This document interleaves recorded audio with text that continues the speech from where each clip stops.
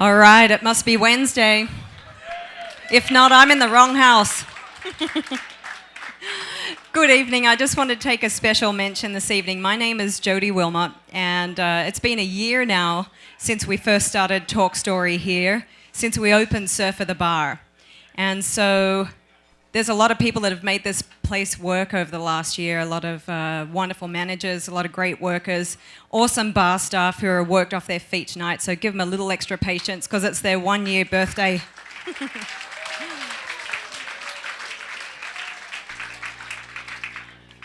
Talk Story was started because I work with the media and a lot of different people at the professional events that we have out here. And it seems that nowadays with computers and cell phones and everything else, we actually forget to talk to each other. So I decided one day that we should start that dialogue and we should bring back some of the really cool people that we never get to hear enough from. And thankfully we've got 2 of those here tonight. I thought it'd be really fun to bring along. It's our 30th anniversary also of the Vans Triple Crown of Surfing this winter. We've got Pipe coming up on Friday, the finals. Give a round of applause for those guys.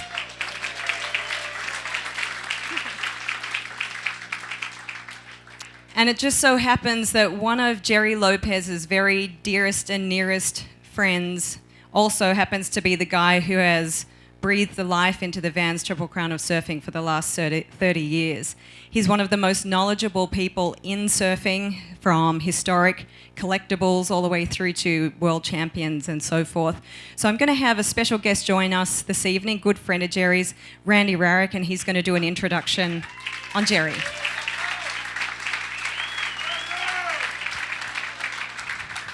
Thanks, Jode. You know, as Jodi said, this is the first anniversary of Talk Story at Surf at the Bar, so there's only one person that really made this all possible. Let's give her a real round of applause.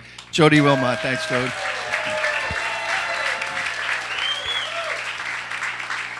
We are celebrating the 30th anniversary of the Triple Crown, and it's been a great run, and as Jodi said, coming up this Friday or possibly Saturday, we'll be closing it out with the finals of the Pipe Masters. We got a world title on the line, and it should be very interesting. So we'll be making that call at 7 on Friday morning, and hopefully we'll be able to get going.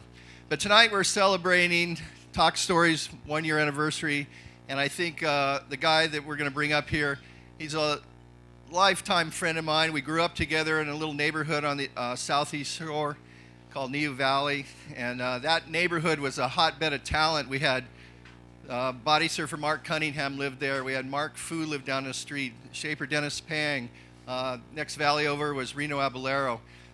And the guy we're going to introduce, he and his brother used to surf a little spot out in front of where I live called Toes. And we were really mean to him.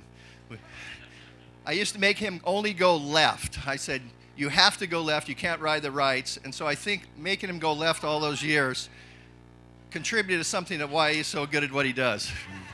So he can thank me for all that. But this guy's put probably more into one lifetime into the last 50 years than most people could put in 10 lifetimes. He, iconic shaper, surfer obviously, world traveler, and the name comes up a lot of times of people in this sport that are known as legends. But I'd like to introduce what I consider an icon of the sport, Mr. Gerry Lopez.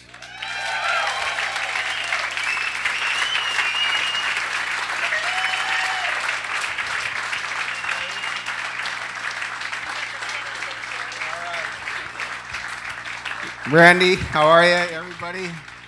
Thanks for coming.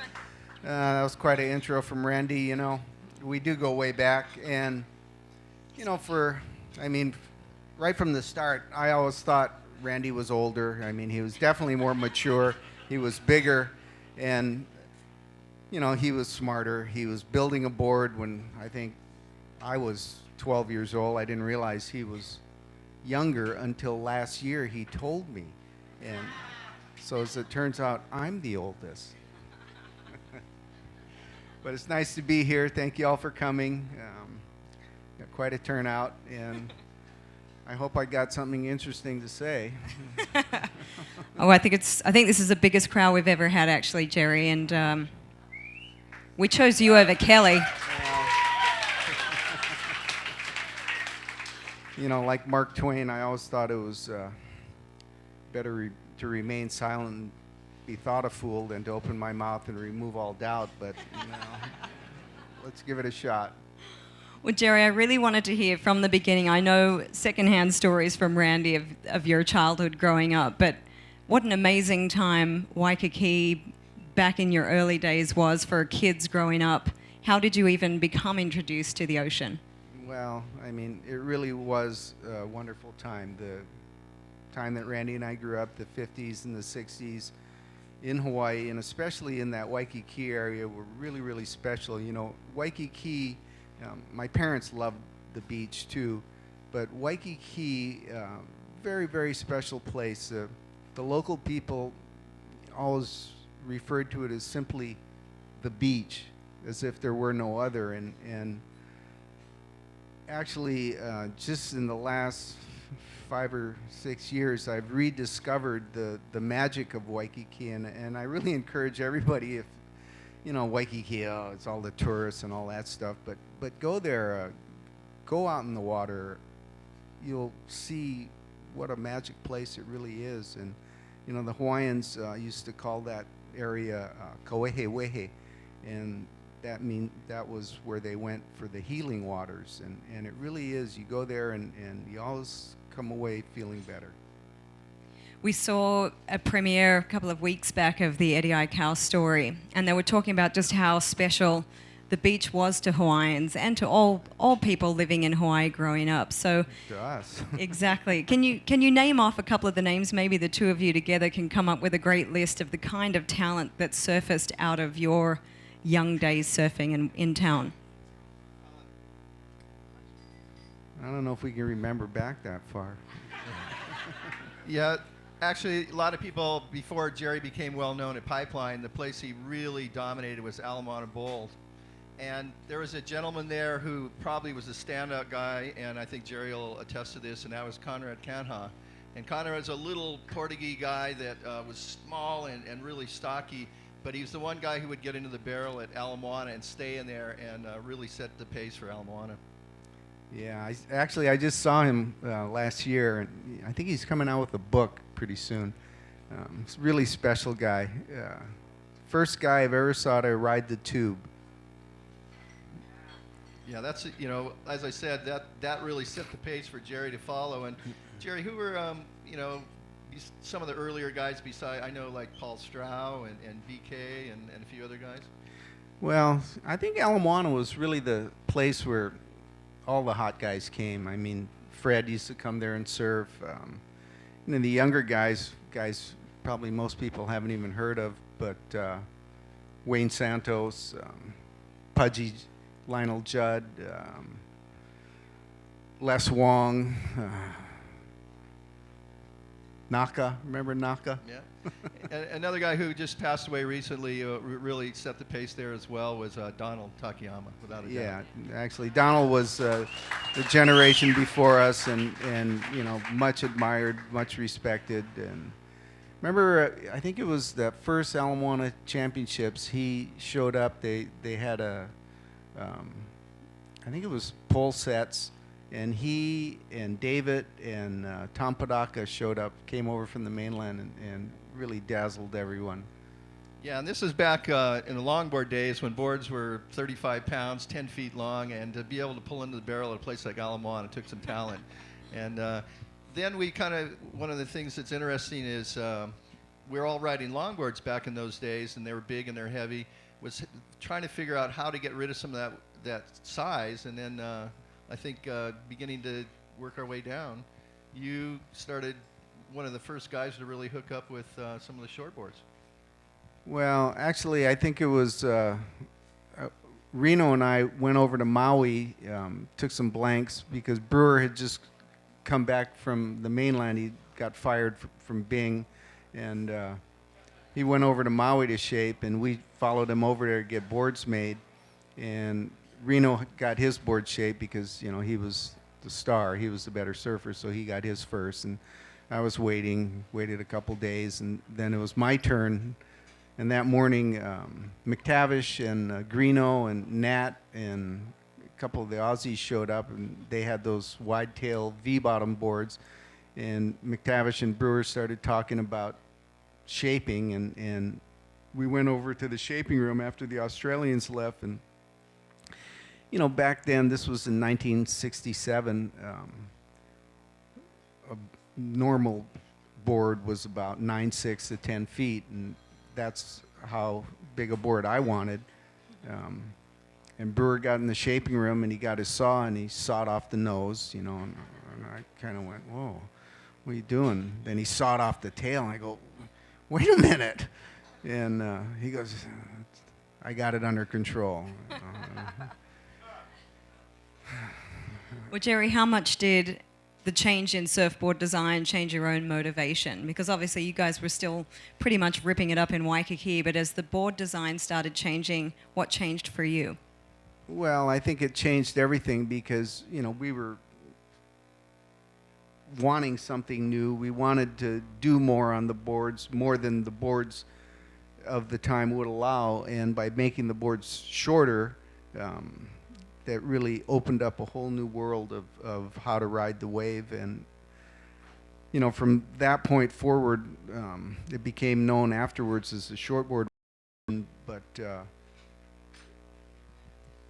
I don't think there was a period in the history of surfboard design that went through more changes in a short period of time. Without a doubt. I just on the screen behind us, I wanted to have you comment about the picture. Yeah, look at that. That was 1965. I think I was 15 or 16 years old. Randy actually was younger. See, he looks older and bigger and wiser. But that's Rel's son. Also, I think she was 15 years old then. And next to her is Bon Ching, who married Laura Blears. And yeah, it's interesting. This was a shot from Queens. I think Bon won the boys, Rel won the girls, I won the juniors, and then you won. It wasn't actually a men's then; it was all junior contest. Yeah, it was all juniors. Yeah, I think I won the boys, and you won the juniors, or something like that. Well, Gerry, you and Randy both ended up getting into surfboard design, building boards yourself. So what was the impetus to that? Who did you learn from? What got you shaping your first boards? Well, I guess the whole thing was, it was easier to make a board yourself than try to wait for someone like Brewer or anyone else to make one for you. And like I was saying right at the beginning, I mean, I think I must have been 13 or 12 or 13 years old, and you were actually making a surfboard, and we were shocked, that someone like that age could be making a surfboard, and I think that was my big eye-opening experience as far as that went. Yeah, in the early days, like I said, we lived in the South Shore, and we had a little surf shop underneath my house, and we used to strip old boards and cut them down, and we used to make boards, and Gerry would come over to get his dings repaired, and I was actually designing some boards first, and then he got into it, and he said Brewer took over. And then once we got going, both of us, we actually both worked at a shop called Surfline Hawaii, and this is a shot of Gerry from, I'm going to say about 1968-ish, 69, right in there. I think so, yeah.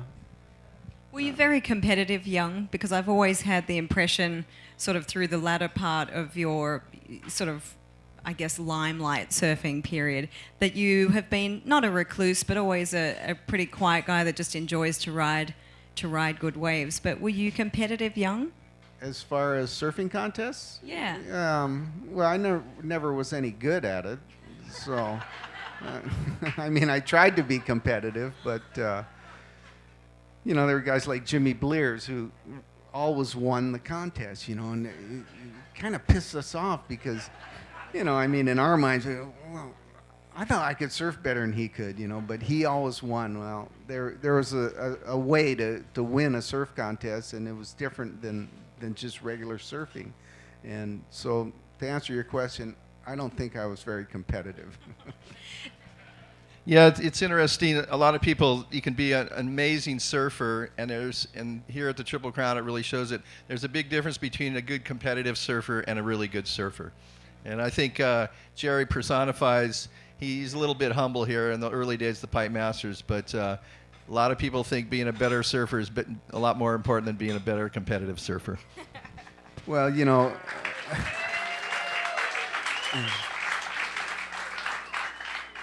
I get to see my name up there with all the Pipe Master champions, but what most people don't realize is and Randy's being modest here, because the contest back then was 6 guys.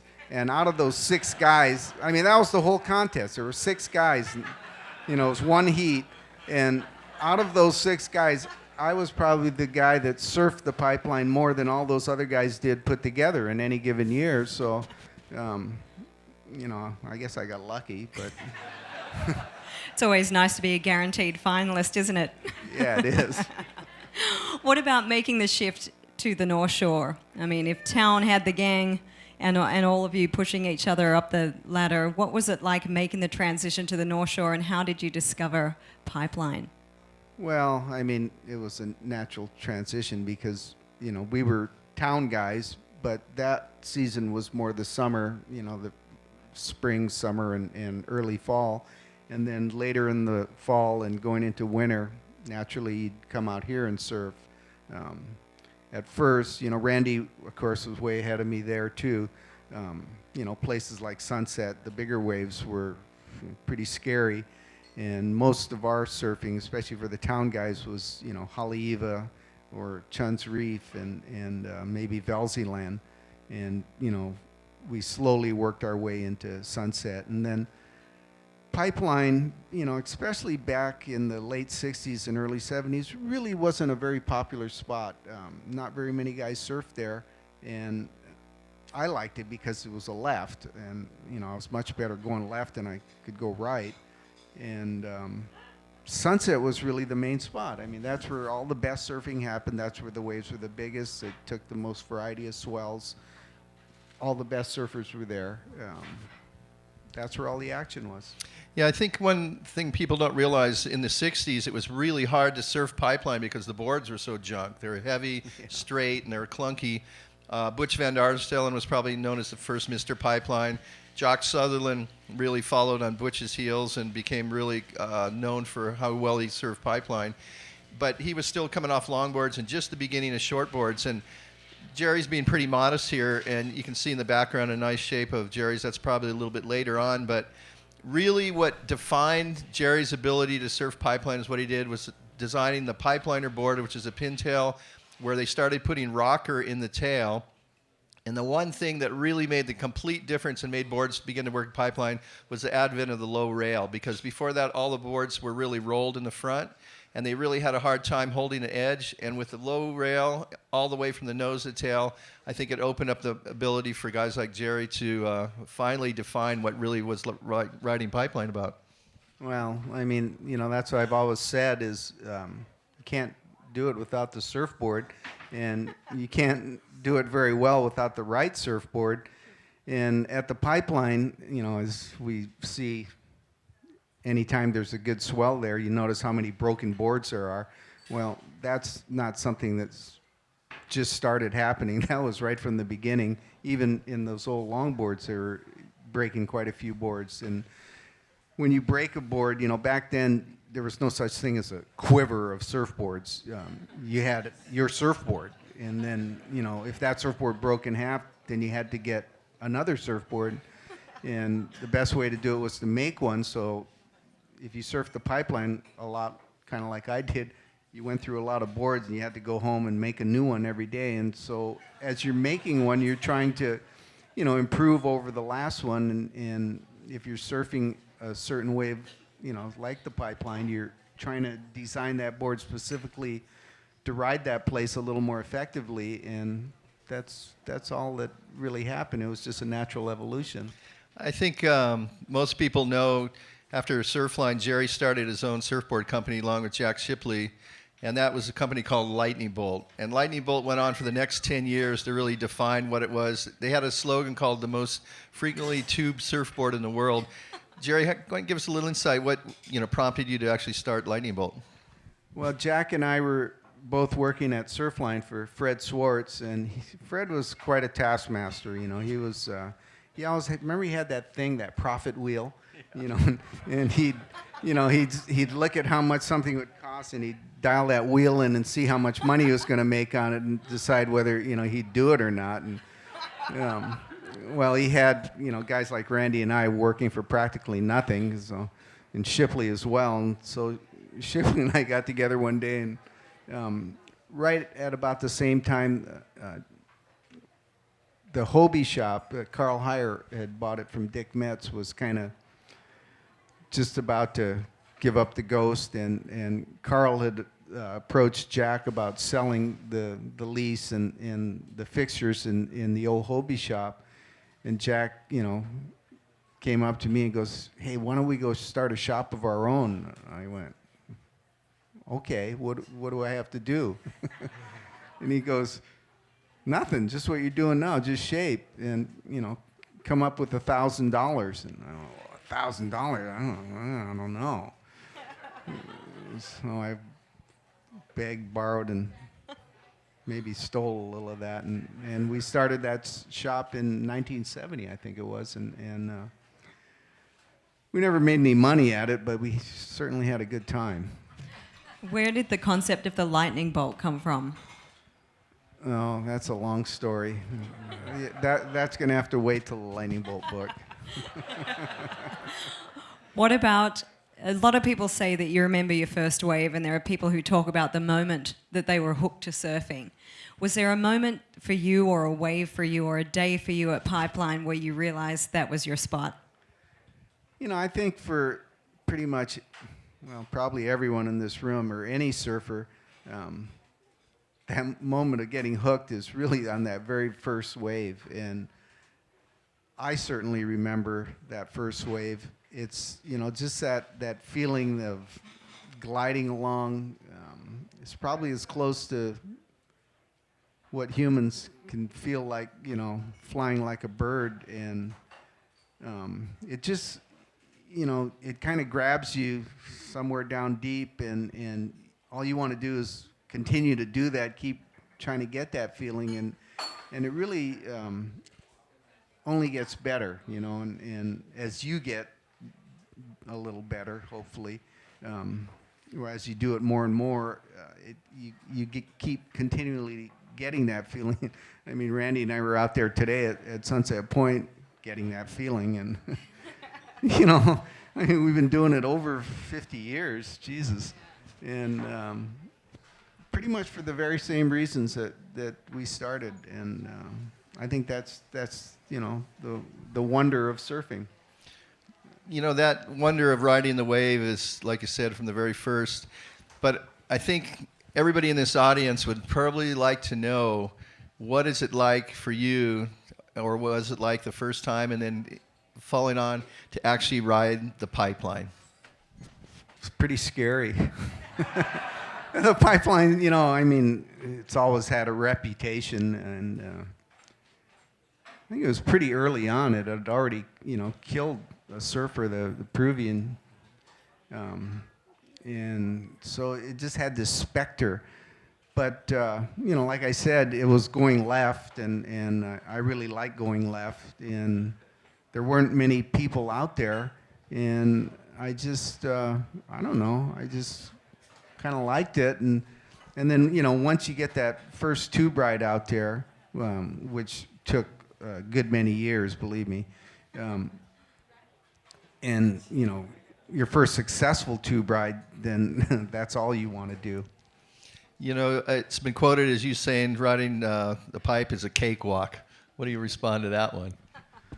Well, I guess I was being a little facetious, but, at that point in time, I pretty much every single day was down there. I was one of those guys that, that's all I did. No matter what the waves were like, I'd go out there, and if you surf a spot as much as that, you get pretty familiar with it. And I don't think you ever really get cocky at the Pipeline, because it can pretty much slap you down every time. But at least you get, on a friendly relationship with it, hopefully, and then it can be kind of fun. You developed a very distinctive style out there. Was it something that you worked towards, or was it something that just naturally developed partnering your boards with the wave? Well, I think, with the pipeline, it was all about the wave. And you were just lucky and hoping that you were going to get from, the start of the ride to the end of the ride in one piece. And that didn't always happen, but if it did, you were feeling pretty good about it. And, like I said, it was all about the wave, so you didn't really have to do anything. And I didn't really do anything. Just stood there. I think we can all say that Gerry definitely did do something. Well, taking that talent, Gerry, Fred Hemmings back in 1971 started the Pipe Masters, and it's the longest running professional surf event in the world. It's been going for over 40 years, and the very first one was a card table on the beach, Lord Tally-Ho bleers with a bullhorn, 6 chairs, and Fred was trying to get enough guys to surf in this one heat wonder. And there's always this story about how you showed up in the morning and then somehow didn't stick around for the competition. You want to give your version of that one? well, I drove up to the beach park. It wasn't a beach park back then. It was just an empty lot. And Corky Carroll was parked reading a newspaper in his car. And I went out and took a look at the ocean, and it was kind of a north swell, north wind, ugly, gray, stormy-looking day. The surf looked terrible. And I walked back, and Corky goes, "What do you think?" And I go, "I think it looks like shit." And he goes, "Yeah, well, I don't know." I go, "I don't think they're going to have it." And I went home, and it was a rainy day, so I just stayed in. I was watching TV all day, and finally the evening news came on. They said, "And the winner of the Pipeline Master." I went, "What?" Jeez. And later on the story came out that Corky tricked me into leaving. He never did that. I mean, Corky is probably one of the greatest competitive surfers of his time, and he's a good friend of Randy and I, and somehow he got labeled with that story in the first contest, but that wasn't really what happened. I just blew it and didn't show up. Well, you came back the next 2 years and went on to win the events, the second and third Pipe Masters, which was the beginning of a run. And how did it feel, kind of redeeming yourself from not showing up the first one and then being really recognized as the event began to grow, as the Pipe Master? Well, it was kind of nice. The next year, I won $1,000, and back then, that was like $100,000 today, or it seemed like in our pea brains. But it's amazing that it's turned into the event it has, and I actually surfed in it for 25 years, and at the end, I was surfing against guys that hadn't even been born when I first started surfing in it. And I think you were saying something today about Kelly. Yeah, I think Kelly can relate. There's a couple of young guys now that pretty much were born around the time that he was making a move. And I wanted to ask you how you relate to Kelly and how you relate to that feeling, because that's definitely something that perhaps you're the only two people who really share that feeling, to dominate Pipeline, to be at the top of a sport for so many years and be so respected. Do you have a relationship with him? Yeah, he's quite a representative of the sport of surfing. I don't think there's been a better ambassador. And as far as dominate, I don't think anyone has dominated the competitive scene like he has. Continues to, and it's certainly going to play out to be something on whenever the contest goes, maybe Friday, as to what happens this year.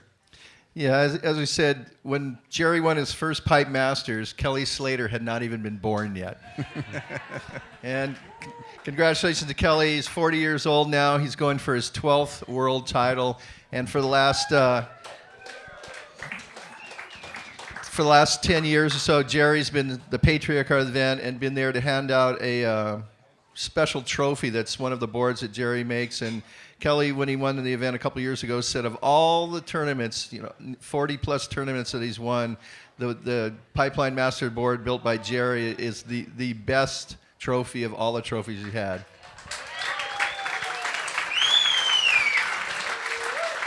He's just being nice. Well, Gerry, no one sets out to be a legend or to be called a master or Mr. anything. Was it a title that was uncomfortable for you to wear at any time, or was it always something that you were, really honored to have? Well, I mean, here in Hawaii, I might as well be dog breath. It's funny. I mean, you go to different places like Japan or even in Australia and, certainly in Europe and stuff, and people, whoa, act like you're famous or something. But in Hawaii, you're just one of the guys, and that's one of the beauties of Hawaii is they don't let you get, let your head grow too big. They'll just keep you in your place. What role did Indonesia play for you? We're seeing a segment of photos coming out now, and I mean, you discovered some amazing waves over there. Can you take us down that memory lane of G-Land and Grudgigan, going through the village the first time, just discovering these waves in Indonesia? Well, that was really a wonderful time in my life, and Randy was really the one of our group who set the trend of, for us at that time, we thought, well, why do we have to travel anywhere? We got the best waves in the world, summertime on the South Shore, wintertime on the North Shore. And then Randy would, where's Randy? Well, he's in Africa or, Europe or, what? And, he'd come back with these stories about surf, Jesus, was there anybody surfing there? He says, no, I was all alone. Really? And, it was another friend of ours, we all grew up together, Jack McCoy, and we had all gone down to Australia in 1970 for the world titles, and Jack never left. He never came home, and I went back, I think it was 1974, he was living down in Torquay, and I went for the Bells contest, and there was a picture, he had a little health food restaurant. It was a picture of Wayne Lynch, up in the curl of this beautiful left. And I go, wow, where is this? And Jack goes, that's a spot called Uluwatu in Bali. And I go, oh, we're going, man. And Hackman was with us, and, trying to talk him into going was like pulling teeth. But eventually we talked him into going, and we went on that first trip. And boy, it was the beginning of about 25 years of a lot of time spent down there. It was probably some of the best surf any of us had ever found, and still is. What about how far into that exploration of Indonesia did you find G-Land? Because it's not the easiest place to get to. How did you come upon it? It was actually a bunch of years later. I met a couple of brothers down there, Mike and Bill Boyum. They were actually from Maui. And they were, Mike had a little place in Bali, and he was actually just learning how to surf. Bill was quite a good surfer. And we were surfing Uluwatu, and we thought it was, heaven. And Bill, meanwhile, had gone with this other guy, Bob Laverty, and they had gone over to G-Land before anyone else, and came back, and we were down on the beach at Uluwatu, and he was up on the cliff, and, he looks down at us, and he goes, this isn't even a surf spot. And we looked up at him, gave him the finger, but he was right, and I think it was the next year we Mike and I went over to G-Land, and then that ended up we ended up building the surf camp over there, and G-Land still is, in my mind, my favorite spot. Yeah. I think you and your brother were there in '95 when the first ASP event was held, and Kelly and the guys surfed there for the first time. It was an incredible adventure just to get to the destination. How was it for you to be able to share something that you'd really pioneered? Well, I think they got really lucky because they got it at its absolute finest, and they all got a real good taste of what G-Land could do. But you know, on a day-to-day basis, it was probably the most consistent, the biggest, and certainly the most challenging wave in that entire area. To shift gears a little bit, when you sort of disappeared from the North Shore and the whole surfing scene, you went to Oregon, got into snowboarding, and there was someone in the audience this evening that wanted to ask what it was like to go from being Mr. Pipeline to, you know, sort of finding your feet on a snowboard. How was the transition for you and moving into a new sport? Well, it's always good to be a kook again. It was a great lesson in life. But yeah, it's just, you know, it's always good to try new things, and I think I had a very good run here at the Pipeline, and I felt it was time. Well, actually, I didn't feel anything. I just followed my wife, and we went there, and I started having a great time, and went, hey, this is kind of cool, and you know, we're still there 20 years later. How do you not miss the ocean? I know you come back and forth, but still, for somebody who was just so ingrained in it. You know, I get out to the beach there as much as I can, not as much as I used to, but I think, I don't know, I guess I'm just the kind of guy that really doesn't miss anything because I'm kind of, you know, in the moment, right where I am. I mean, right now I'm having a good time talking to all you people, and, you know, I'm not missing anything. You know, talking about snowboarding, like surfing, you know, you pioneered Indo, G-Land, and in a similar fashion, have you actually gone out and boarded, you know, other places around the world that were kind of like either new or unique or different? Yeah, I have. Snowboarding, you know, snowboarding and skiing is infinitely more. What's that? Yeah. There's some great places for snow, and I'm discovered that it's infinitely more dangerous than surfing is. You know, the other thing is a lot of snowboarders all want to be surfers, and some of them are pretty good, but there are really a lot of similarities. And I think, you know, there's a lot of offshoot sports from surfing, skateboarding, of course, windsurfing. Snowboarding seems to have the most similarities to surfing. You look up a hill and, you know, one of your surfing buddies riding down on a snowboard has the exact same style on a snowboard that he has on a surfboard, the same body language, all that. And, of course, it's not quite the same as surfing. There's nothing quite as good as surfing, but it's pretty close. What about your time in movies? Can you tell us a little bit about Big Wednesday, because that's still such an iconic movie and you're involved in that, and Jan Michael Vincent, how was that experience? Yeah, that's, you know, when Hollywood calls, pick up the phone. You know, I think it's everybody's dream to, you know, go to Hollywood, and well, maybe it's not all it's cracked up to be, but it is pretty interesting. And I did have a couple of nice opportunities to dabble, you know, in the movies. And, you know, Big Wednesday was a great movie. I got to meet a lot of great people and got to see, you know, how the big movie stars lived, and ended up coming back here. I think it was better here. I bet you never imagined you were going to play Fast Eddie in North Shore. That was pretty fun. I think you did a better job than the original.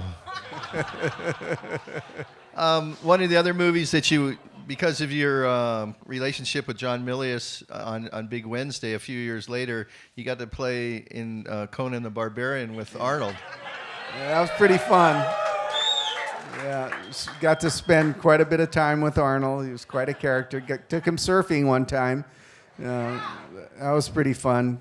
He paddled out, got outside the break, got off the board, shoved it in, and said, "Yeah, now I swim in."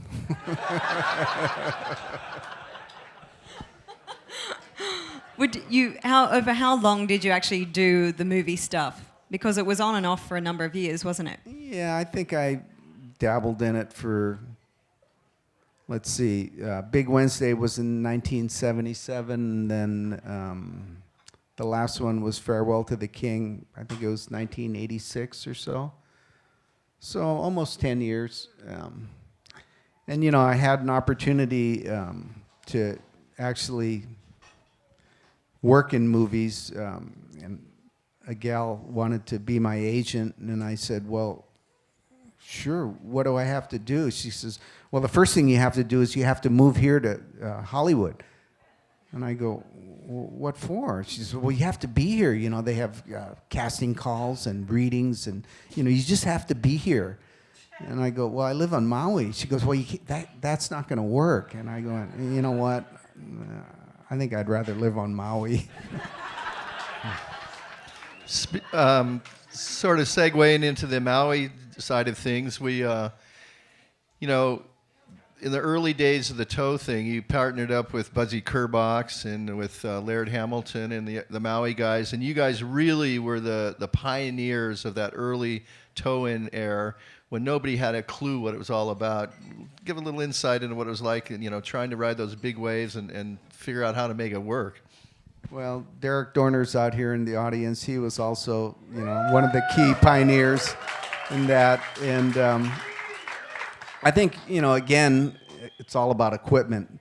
The jet ski came along, and it really made it possible to be able, and if you like big waves, to be able to tow into these waves, using the jet ski. And if you had a good driver like Derek was, man, you'd never even get your hair wet. And, you'd catch a wave in every set. And it was really an effective way to ride big surf. And that, spot that's become so popular now, Jaws, was the spot we had looked at for years on Maui. And I took those guys there and showed it to them. And, it really became the ultimate tow-in wave because nobody else wanted it. Now that's all changed. They got huge boards and they paddle into it. But back then, it was a spot that nobody went to, and it was perfect for towing. How, I think some people out here would like to know your early relationship and working with Laird. Well, Randy and I both known Laird since he was a little punk, and he showed up here on the North Shore with his mom, and then she got together with Billy, and they lived down there at the pipeline. And, he grew up on the North Shore, and then they moved to Kauai, and he grew up to become, one of the greatest big wave surfers. And, people go, well, how does that happen? Well, his dad used to build surfboards for all the big wave guys back then, Warren Harlow, Peter Cole, Jose Angel, and they'd come around, they'd talk about big waves, and they were the real pioneers of big wave surfing out here. And Laird was like a little sponge there, just soaking it all up, and being a little kid on the beach at the pipeline, he got to see all the action. He was ringside, and naturally he just grew up and, grew into this big body and this mind that wanted to do these crazy things. And that's what he's done, crazier and crazier all the time. But he really turned out to be quite a surfer. Gerry, you've met some incredible people along the way, and I know in your book, Surf is Where You Find It. Has anybody got Gerry Lopez's book? It's an unbelievable collection. Rusty does. Unbelievable collection of short stories. I don't think I've ever laughed so hard as the story you tell about Buffalo Keaulana. But one of the stories that's really fascinating in there is about the Fletcher family. And in fact, next week we've got Nathan Fletcher is going to be Talk Story great. next Wednesday. Well. But you had an amazing relationship with them in the early days of the jet ski. And can you tell us some of those fun stories? Well, I mean, Randy and I, grew up with Herbie when we were all really young out here on the North Shore. And Herbie was a great, great surfer. He was on the harbor team, I guess, and came over when he was 17 years old, was a star of McGillivray and Freeman's Free and Easy. The great surf movie they did before Five Summer Stories, and he was always, one of the top surfers out here on the North Shore every winter. He's from Huntington Beach originally, and somehow he ended up with Walter Hoffman's daughter Dibby, and they've been together ever since, and they had 2 wonderful kids. Well.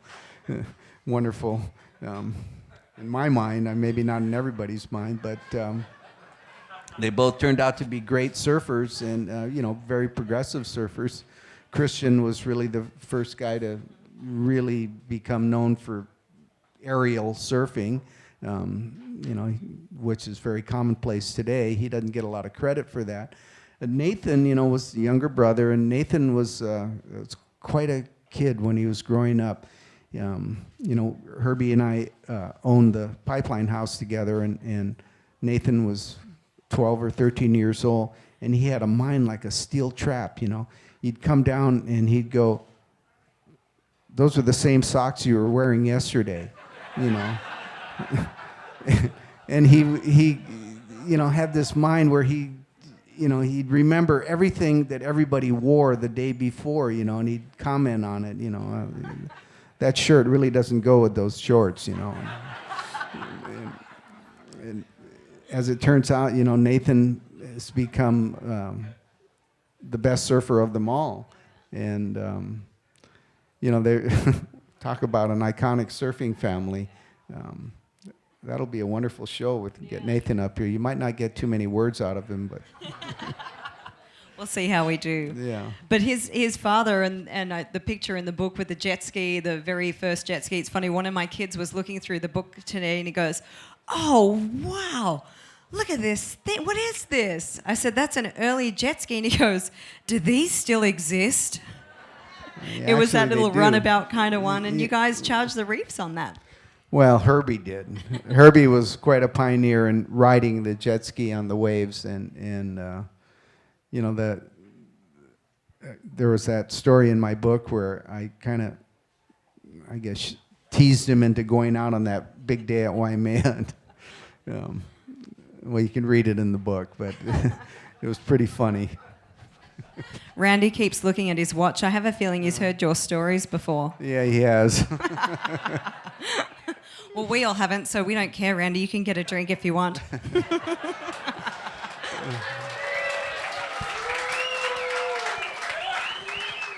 I was going to ask Gerry, because I wanted to try to actually fit as much in as we can before this wraps up, because there's so much more to Gerry's life. And one of the things after the whole toe-in thing and what have you, then taking up snowboarding. And then it'd be really interesting. I think a lot of people realize after Lightning Bolt, Gerry did a bunch of endeavors and then hooked up with a really interesting fellow by the name of Yvon Chouinard and has become a ambassador of Aloha for Patagonia for the last, how many years has it been?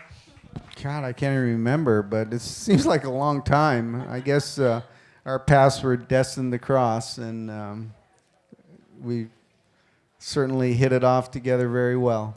Well, maybe give everybody a little insight in it, because Yvonne's probably one of the most fascinating guys that I've ever met, and some of the stuff that he's done and probably sucked you into doing a few things as well. Well, he's a classic. I mean, I'm sure most of you are familiar with Patagonia, wonderful company, only company that guarantees all the stuff they make for a lifetime. But Yvonne and I, right at the kind of beginning of our relationship, he suggested, well, let's go to Chile together. It's the land of the lefts. You're going to love it. So I went, great, okay. So we met at the airport, and there was a bunch of the Malloy brothers were with us, and eventually Jack Johnson came down to meet us. And so we're there at the airport ready to leave, and I don't know if you've ever been to Chile, but the water's cold, so, you get wetsuits, and, we all show up. We got these big board bags and, big bags full of clothes, and it's cold. And Yvonne's there, and he's got, a single board bag and a little backpack. And I go, wow, that's it? And he goes, yeah. And I go, what's in the backpack? He goes, fishing gear. And I'm looking around, I go, well, where's your clothes? He goes, I'm wearing them. And I don't think you have to say any more, but that kind of tells the whole story. He had actually an extra pair of underwear, and every night he'd, wash the ones he was wearing, or extra pair of socks too, and that was it. And I mean, talk about traveling light.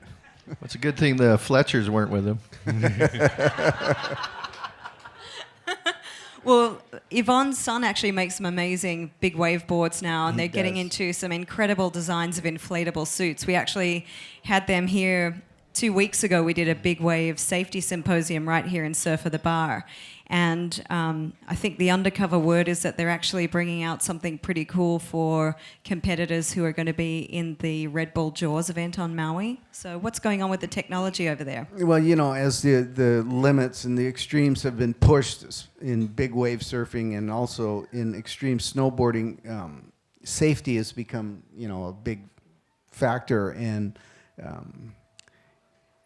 in the mountains, an avalanche is a very deadly experience, and so they developed these backpacks that when you get in an avalanche, you pull this ripcord, and this bag inflates, and it floats you up to the top of the avalanche. And last year there was a terrifying avalanche in Stevens Pass, and one of the girls in it was wearing one of these new backpacks, and she survived. Everybody else was killed.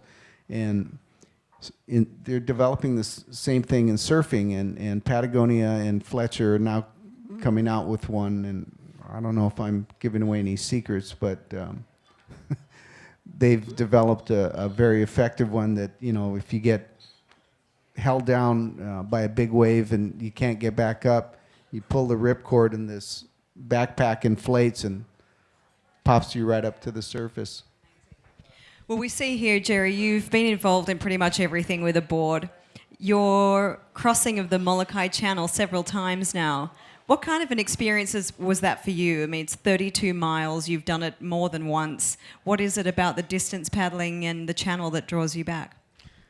Well, we do it with a team, so, it's not as hard as it sounds. You exchange. But there's nothing like that Molokai Channel. It's been described by many boaters as being the roughest body of water in the world, and paddling across it on a stand-up board is actually quite a bit of fun. Encourage anyone that has an interest to maybe give it a try, because it's all downwind, and you can, especially on those big boards, kind of ride your way across the whole way, and pretty much, if you're good, surf across the channel. Besides the long distance paddling on the stand-ups, shortboard high-performance stand-ups have really become something you've embraced the last few years, and the whole SUP high-performance genre has really grown. And how do you compare that now? Now that you're older, using an SUP in surf versus surfing a regular board? Certainly catch more waves. When we first started out on longboards, and it was always, the challenge was, to see how long you could go, not get your hair wet. Well, it's the same thing on a stand-up board. You see how long you can keep your hair dry. Or keep your hat on. Or keep your hat on. Well, we're going to have you coming back to Turtle Bay in February. Has anyone heard of Wanderlust? It's a yoga and music festival that they have on the mainland. We're going to have the first Wanderlust festival here at the Turtle Bay at the end of February. Tickets are on sale now, but you are actually going to be one of the guides who's helping people to go through that experience over several days. Yoga has done so much for you. It has, yeah. How were you introduced to it? I was going to college. I was in the UH, and I saw a bunch of girls looking at a bulletin board, and I actually went over to look at the girls, and they kind of put me on the spot. I go, hey, what's going on? I thought I said that, but I probably was just kind of lurking over there, and anyway, they were looking at this yoga class. I go, oh, that looks good, and they go, yeah, you going? And I go, yeah, I'm going. Anyway, I went, and that was my first experience. That was 1968, and right from the first moment of that class, watching the girl who was instructing, how she moved and showing us various yoga asanas, I thought, man, would really be good for surfing, and it's become a big part of my life from that moment forward, and at this point in life is even a bigger part. And this Wanderlust, this is the first time they're doing it here in Hawaii. And actually, Jodi was the one who, asked if I'd be interested in being involved in it. And I went, I don't know, a lot of hippies and stuff like that. And I was about to hit delete, and my wife went, wait a minute, I went to Wanderlust last year. It's a big deal in the mainland, and she went to the one at Squaw Valley, and she goes, oh, you're going. So, yeah, I'll be back next month. Well, sorry about that. No, it's all good. Yoga's a good thing. Yeah. Well, we're really looking forward to having you on the property, actually, to do that. Do you feel that contributed to the longevity of your surfing and your physicality on all of these sports that you do now? Does it really contribute to that, or is it more just a state of mind for you? Well, originally the whole purpose of yoga was to keep the yogis alive longer so that they could, work on working towards more spiritual enlightenment in their life.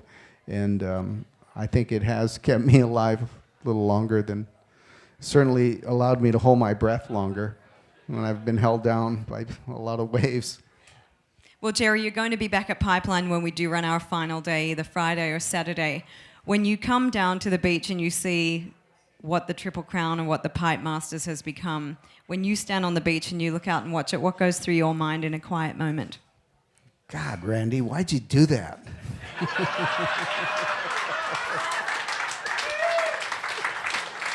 It's amazing. I mean, it really is. Who would have known? Maybe Randy had more of an inkling than I did, but who would have known that surfing would have become what it has? It would have grown so much. I mean, we loved it, obviously, and I guess the same thing is, continues to attract more and more people, and our sport continues to grow and get bigger, and the level of surfing continues to advance to the state that it's at today. I mean, these surfers, unbelievable. I mean, if anybody has come close to walking on water, they certainly do, and it's really wonderful to see. For those of you that haven't got it, as Jodi said, Gerry's got a book, Surf is Where You Find It. I highly recommend you read it because some of what you heard tonight is in there, and there's a heck of a lot more. I'm sure we could go for hours and hours telling you tales, but unfortunately that's not going to happen. He's such the director. Now he's wrapping us up. See? Shall we take his cue or turn our chairs at this point? Just kidding. Randy's always been running the show ever since we were 12 years old. And he was 11, don't forget. Yeah, and he was younger. Had me fooled all those years.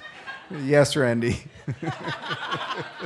No, and I'm not really that rude. He's actually my boss, so I know I'm getting licking later on over this, but it's just fun to pay out on him every now and then. He takes a good joke. But Gerry, you're going to join us on the beach. Can't wait to see you there. You're actually going to give away some Wanderlust tickets on the beach too. But I will? Ooh. You will. Hey. But it has been such a treat to have you here. It's been wonderful. Thank you all so much for coming.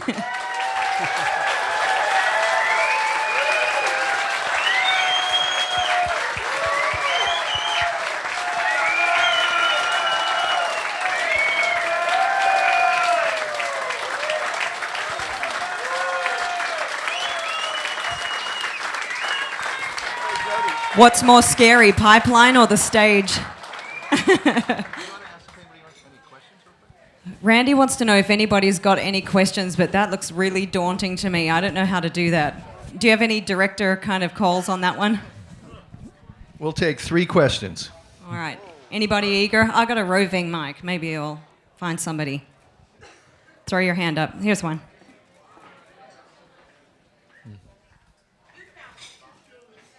So have you done any Pilates? No, I haven't. Well, come I'm on really down. old school. It's the new age yoga. Sorry. What was it like the first time you surfed pipe? Scary. Actually, the first time I was too young to know any better, and it was really small, and we were dumb. But it was a beautiful day, and it was really, really fun, and I think it kind of set the hook. And I write about it in my book, but the thing that really, there was a guy named Jock Sutherland. He's still around. He lives out here on the North Shore. And, you know, our generation, Randy and mine, in the late 60s, we considered him to be the best surfer in the world. Well, that first time I surfed the pipeline, he happened to come out, and that was the first time I met him, and he was very helpful in showing me how to do it, and I think that's really what cemented the relationship between me and the pipeline, as well as me and Jock. Okay, we got one more, and then you can all join Gerry and the rest of us down at Pipeline, hopefully Friday morning for Pipe Masters. Last one.